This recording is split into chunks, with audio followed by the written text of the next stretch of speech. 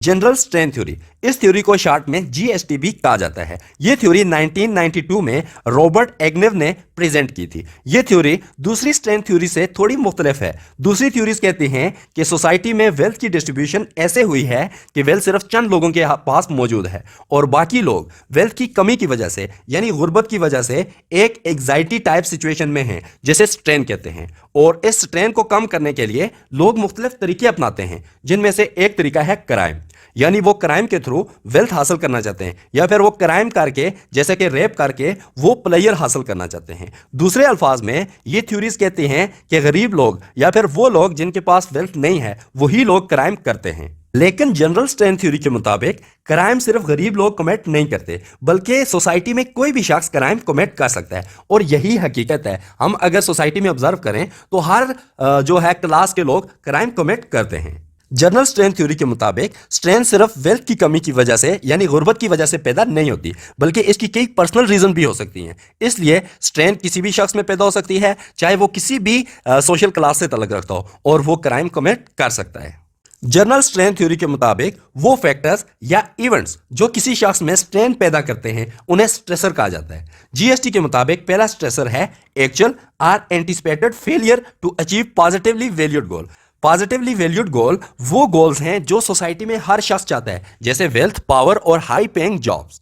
Actual failure का मतलब यह है कि एक शख्स जो पॉजिटिवली वैल्यूड गोल परस्यू कर रहा था बट वो उन गोल को अचीव नहीं कर सका, तो इस केस में हम कहेंगे कि वो फेल हो चुका है और उसको हम कहेंगे फेलियर। इस केस में वो शख्स खुद भी अपने आप को फेलियर कंसीडर करेगा और सोसाइटी में दूसरे लोग भी उसे फेलियर ही कंसीडर करेंगे। इसके बरअक्स एंटिसिपेटेड फेलियर थोड़ा सा कॉम्प्लेक्स है। एंटिसिपेटेड फेलियर का मतलब यह है कि एक शख्स जो दूसरों की नजर में एक सक्सेसफुल शख्स हो लेकिन वो अपनी खुद की नजर में एक फेलियर हो, इसे कहते हैं एंटिसिपेटेड फेलियर।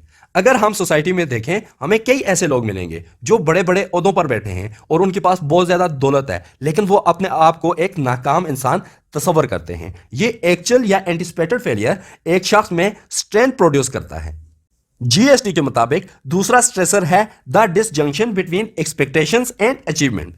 कुछ लोग अपने आप को इसलिए फेलियर कंसीडर करते हैं क्योंकि जो उनकी एक्सपेक्टेशंस थी उनकी अचीवमेंट उन एक्सपेक्टेशन से मैच नहीं कर रही। फॉर एग्जांपल, एक शख्स को साइंटिस्ट बनना था लेकिन वो सिंपल डॉक्टर बन गया और आजकल अपने क्लिनिक पर बैठकर मरीज चेक करता है। सोसाइटी में आम लोग उसे एक सक्सेसफुल आदमी समझेंगे और इस शख्स को भी ये पता होगा कि डॉक्टर बन जाना एक कामयाबी की अलामत है, लेकिन उसके अंदर स्ट्रेन इस वजह से पैदा होगी क्योंकि वो एक साइंटिस्ट नहीं बन सका, क्योंकि उसकी एक्सपेक्टेशन ये थी कि वो एक साइंटिस्ट बनेगा बट क्या बन गया, एक डॉक्टर बन गया। तो अब यहां पे डिसजंक्शन है उसकी एक्सपेक्टेशन में और उसकी अचीवमेंट में, और ये डिसजंक्शन जो है उसके अंदर एक स्ट्रेन प्रोड्यूस करेगा। जीएसटी के मुताबिक थर्ड स्ट्रेसर है actual are anticipated removal of positive stimuli.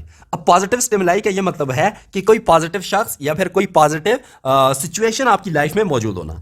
जब किसी शख्स की लाइफ में से कोई इंपॉर्टेंट चीज रिमूव कर दी जाए तो वो स्ट्रेन एक्सपीरियंस करता है। फॉर एग्जांपल, किसी शख्स के पेरेंट्स की डेथ हो जाए या फिर उसके स्पाउस की डेथ हो जाए तो उसके अंदर एक स्ट्रेन प्रोड्यूस होगा। इस तरह जॉब का चला जाना भी स्ट्रेन की वजह बन सकता है। जीएसटी के मुताबिक हमारा फोर्थ स्ट्रेसर है प्रेजेंटेशन ऑफ नेगेटिव स्टिमुलाई। जब किसी शख्स की लाइफ में कोई नेगेटिव स्टिमुलाई यानी कोई नेगेटिव शख्स या फिर कोई नेगेटिव सिचुएशन आ जाती है तो वो भी इस शख्स में स्ट्रेन प्रोड्यूस कर सकता है। नेगेटिव स्टिमुलाई की एग्जांपल है एब्यूजिव हाउस होल्ड, यानी ऐसा घर जिसमें हर वक्त लड़ाइयां चल रही हो, गालम गलौज चल रही हो, मारपीट चल रही हो, इसको हम कहते हैं एब्यूजिव हाउस होल्ड, और ये एक नेगेटिव स्टिमुलाई है।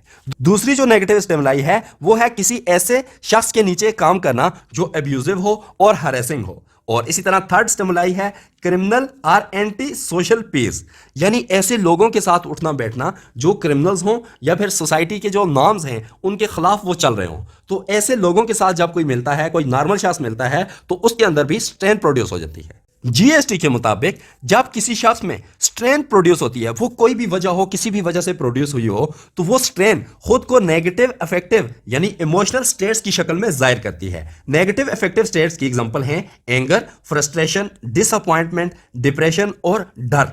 जब किसी शख्स के अंदर इनमें से कोई भी नेगेटिव इमोशन पैदा होगा तो वो शख्स उस इमोशन को सप्रेस करने के लिए करेक्टिव एक्शन लेगा, यानी वो ऐसा कुछ करेगा उसमें से वो नेगेटिव इमोशंस खत्म हो जाएं और वो एक नॉर्मल लाइफ जी सके। इन करेक्टिव एक्शन में से एक करेक्टिव एक्शन है क्राइम, यानी क्राइम करके वो अपने नेगेटिव इमोशंस को खत्म करने की कोशिश करेगा। फॉर एग्जांपल, अगर एक शख्स इस वजह से डिसअपॉइंटेड है कि वो किसी लीगल तरीके से वेल्थ कमा नहीं सका, तो अब वो ऐसा करेगा कि वो क्राइम करेगा। क्राइम करने से उसके पास क्या आ जाएगी? दौलत आ जाएगी। जब उसके पास दौलत आ जाएगी तो वो उसकी वो डिसअपॉइंटमेंट खत्म हो जाएगी, यानी वो डिसअपॉइंटमेंट को खत्म करने के लिए क्या करता है? क्राइम कमिट करता है। इसी तरह हमारे पास फॉर एग्जांपल एक और शख्स है जिसको जो है रिजेक्शन मिली है, किस वजह से? किसी पार्टनर से, यानी किसी अपोजिट जेंडर के पार्टनर से रिजेक्शन मिली है। तो अब वो क्या करेगा? वो ऐसा कोई टारगेट ढूंढेगा जो कमजोर होगा, ठीक है, और उसका रेप करेगा और उसको वो प्लेयर मिलेगी। इसी तरह की हमारे पास कई और एग्जांपल हैं जिसमें लोग अपने नेगेटिव इमोशंस जो हैं, डिसअपॉइंटमेंट, फियर वगैरह वगैरह, इनको जो है सुप्रेस करने के लिए क्राइम करते हैं। जीएसटी के मुताबिक एक शख्स क्राइम उस वक्त कमिट करता है जब वो स्ट्रेन एक्सपीरियंस कर रहा हो, लेकिन हम सोसाइटी में ऑब्जर्व करते हैं कि हर वो शख्स जो स्ट्रेन एक्सपीरियंस करता है लाजमी नहीं कि वो क्राइम कमिट करे।